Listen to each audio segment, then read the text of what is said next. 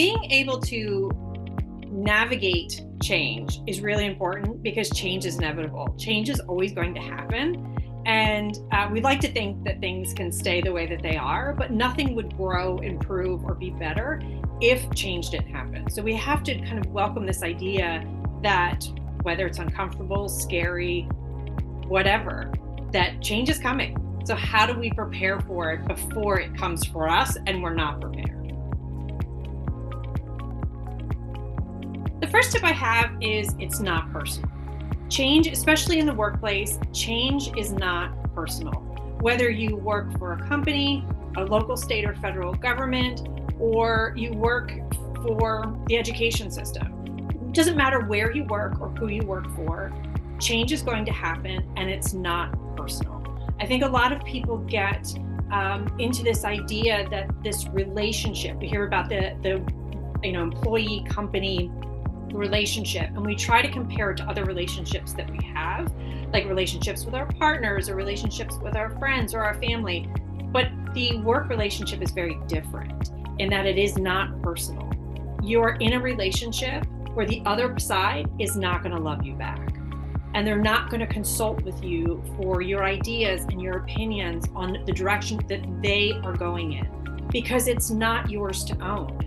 So I think the first step is not taking it personally and not coming from, because when we take things personally, we come from a place of ego and defense, and that never ends well. So, right, when you can actually get your mind around what it is that you can control, change becomes a little bit less overwhelming. It doesn't slow it down, doesn't stop it from happening, but it does prepare you for what is the next step. So what you can control is your behavior, your attitude, your response. Those types of things are what you control, your next steps. And I think that's really important for people to understand is you are in complete control and change, but only in control of you. And that is sometimes doesn't make people happy because they want to control everything. And the more you try to control everything else around you, but not yourself, you're going to become completely overwhelmed and in a tailspin, and you're not going to get anything done because you can't control those things. I can't control why the company or the organization has decided to go in this direction versus that direction. The third tip is to be flexible and adaptable. I think sometimes it's very comfortable for some, not all, but for some, to get into a position with an organization or a company or agency and know that I am a finance person. This is what I do. I went to school for finance. I'm studying finance. I'm now a finance person. And I will move up that finance chain. And a lot of people, because I think this is what we're told, you have to have your path. What is your career path? And anytime that we veer off that path, sometimes we get lost and we think, okay, I don't know how to get back on the path.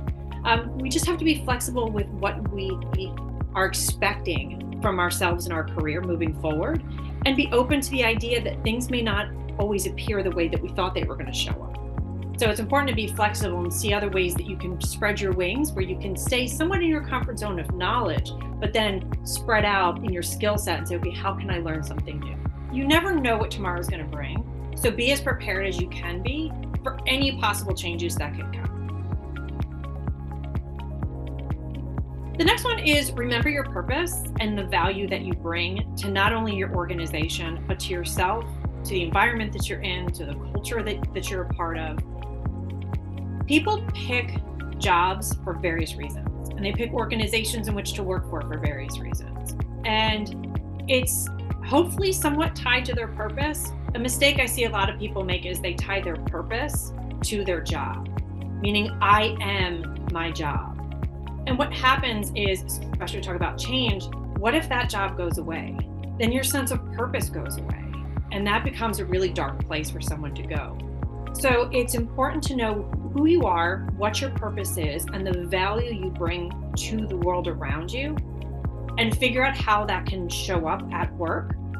But knowing that your purpose is not tied to your job gives you, again, that flexibility we talked about to say, if I'm like, for myself, I see my purpose as making people feel seen and heard. I can do that at my job. I can do that with friends. I can do that at volunteer opportunities. It's not tied to one specific thing. And if any one of those things were to go away, I'm still me, and I still have that purpose and value. And I think that that's important for people to evaluate when they have a job, is to say, how am I showing up, living in my purpose, deriving meaning from the work that I do, and show up with the intention to live in my purpose at my job, but not give my purpose away to my job. You need to have self-care. You need to find a way to step away. You need people to talk to, a support group, that whether that is your friends, mentors, coaches, whoever, somebody to talk to say, I'm really struggling with this. And not just people who are going to be your cheerleader and be like, yeah, that transition is horrible. I can't believe they're doing this. But you also need people to hold you accountable to say, okay, yeah, the transition is really hard, but what are you going to do about it? How can I help you get to that next step? You need to be able, again, to have that way to protect your peace and have that self-care is not only that support system, but it's also knowing what things bring you back to your purpose and your center. Maybe that's meditation, maybe that's exercise, maybe it's reading, but it may also be excluding things that cause you stress and overwhelm. Maybe it's not watching the news. Maybe it's not reading the newspaper. Maybe it's not being around people that are extremely negative, even in the workplace. We know whether you're that person or you're around people at work, I'm not doing that. I'm not changing. You can't surround yourself with people like that, because change is happening and they will be left behind. With change, whether we've realized it or not, we have all gone through change before. We may not like it. It's going to be uncomfortable. But the important thing is to know who you are and that you are going to survive it, and you're going to come out on the other end stronger.